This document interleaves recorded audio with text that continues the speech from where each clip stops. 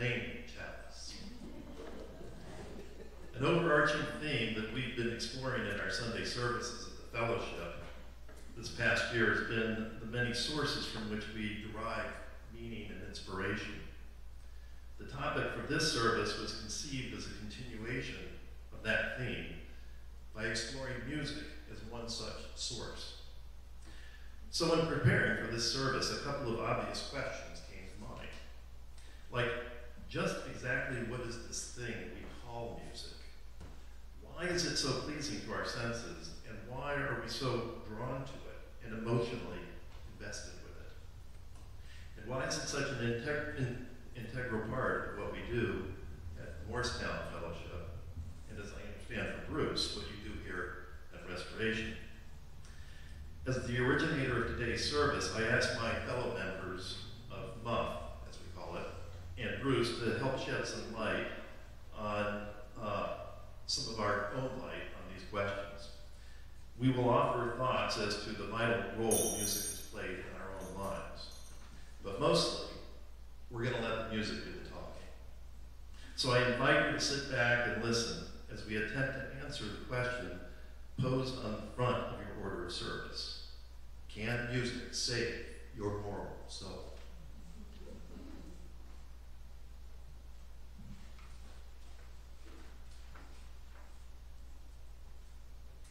So our reading today is from the Gospel according to Bod Dylan.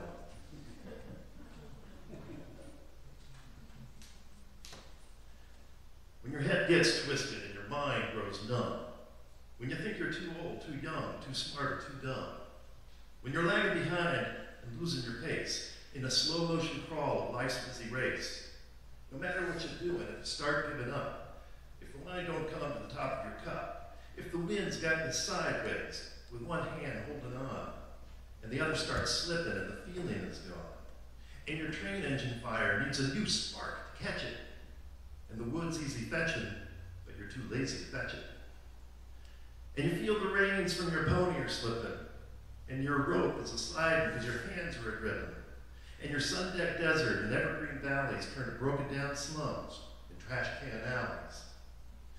And the lightning's a-flashing, and the thunders are crashing, and the windows are rattling and breaking, and the rooftops are shaking. And your whole world's a-slamming and a-banging, and your minutes of sun turn to hours of storm, and to yourself you sometimes say, I never knew it was going to be this way. Why didn't they tell me the day I was born? And it's making you mad, it's making you mean, like in the middle of Life magazine, bouncing around in a pinball machine.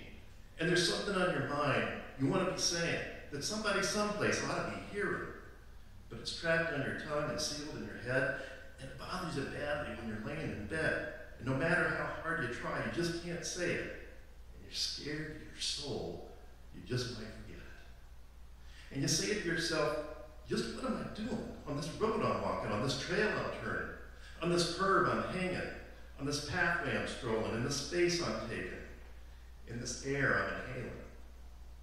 Am I mixed up too much? Am I mixed up too hard? Why am I walking? Where am I running? What am I saying? What am I knowing? On this guitar I'm playing, on this banjo I'm playing, in this tune I'm humming, in the words I'm writing, in the words I'm thinking, in this ocean of hours I'm all the time drinking. Who am I helping? What am I breaking? What am I giving? What am I taking? And you need something special. Yeah, you need something special, all right. You need a fast-flying train on a tornado track to shoot you someplace and shoot you back. You need a cyclone wind on a steam engine howler that's been banging and booming and blowing forever, that knows your troubles 100 times over. You need a Greyhound bus that don't bar no race, that won't laugh at your looks, or your voice, or your face. But you can't find it on a dollar bill. And it ain't on Macy's windowsill. And it ain't in no rich kid's roadmap. No, you can't find it in no nightclub or yacht club, and it ain't in the seats of the supper club. It ain't in the rumors people are telling you, and it ain't in the pimple lotion people are selling you. And you can't find it on the golf course, and Uncle Remus can't tell you, and neither can Santa Claus. And it ain't in the marshmallow noises, the chocolate cake voices that come knocking and tapping and Christmas wrapping, saying, ain't that pretty, ain't that cute, look at my skin shine, look at my skin glow, look at my skin laugh, look at my skin cry. And you tell yourself, and you throw down your hat, saying, Christ, I gotta be like that? Ain't there nobody here that knows where I'm at? Ain't there no one here that knows how I feel? Good God Almighty, that stuff ain't real. And where do you look for this hope that you're seeking? Where do you look for this lamp that's a burning? Where do you look for this candle that's a glowing? Where do you look for this hope that you know is there and out there somewhere? Well, you can either go to the church of your choice, or you can go to Brooklyn State Hospital. You'll find God in the church of your choice. You'll find Woody Guthrie in the Brooklyn State Hospital. And though it's only my opinion, I might be right or wrong, you can find them both in the Grand Canyon at sundown.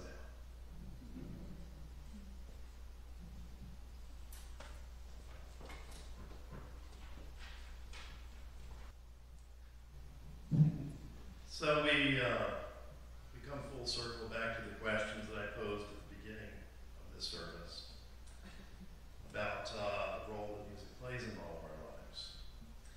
And not surprisingly, others before me have pondered those questions. Albert Einstein regarded music as a manifestation of the symmetry underlying laws of physics. To Henry Wadsworth Longfellow, music was the universal language of mankind. And the Jamaican rock music star, Bob Marley, shared that view and also believed that music is so powerfully unifying that it can actually eliminate all racism.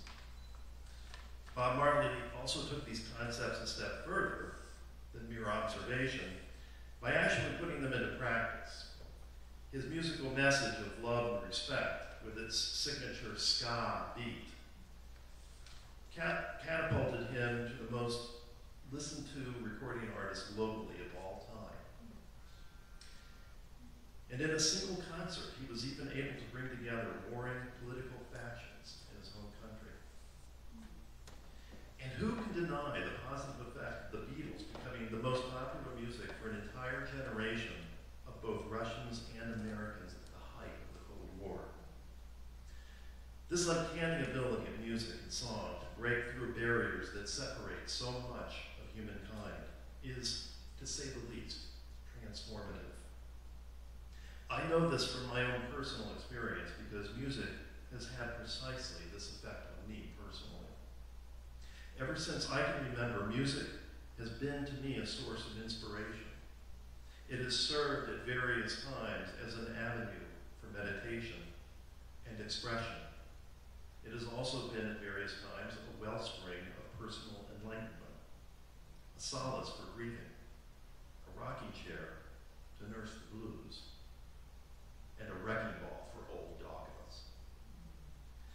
From the beautiful old Protestant hymns I recall from my early childhood to the angry protest music I listened to endlessly as a teenager, I have always turned to music for spiritual guidance.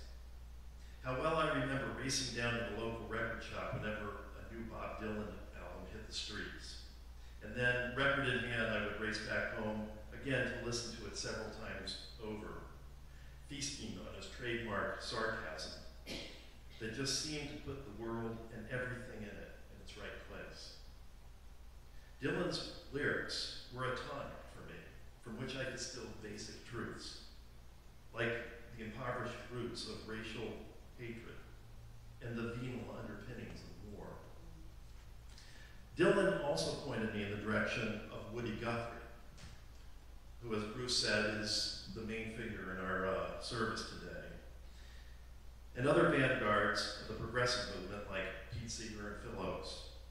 And these were followed by many others who also fed the spiritual fires within me, like John Lennon, who helped me imagine a better world, and Paul Simon, who led me to look inwardly and to question and doubt everything. The values I learned from these musicians also put me on the road to becoming a Unitarian Universalist. Today, when I meditate on the 7 UU principles and listen to the many voices of fellowship members that give them context in so many varied circumstances, I am often reminded of the songs that inspired me with consonant themes in my formative years. So, can music save my moral soul? Well, for me, that's really a trick question because, as I see it, music is the very stuff that my moral soul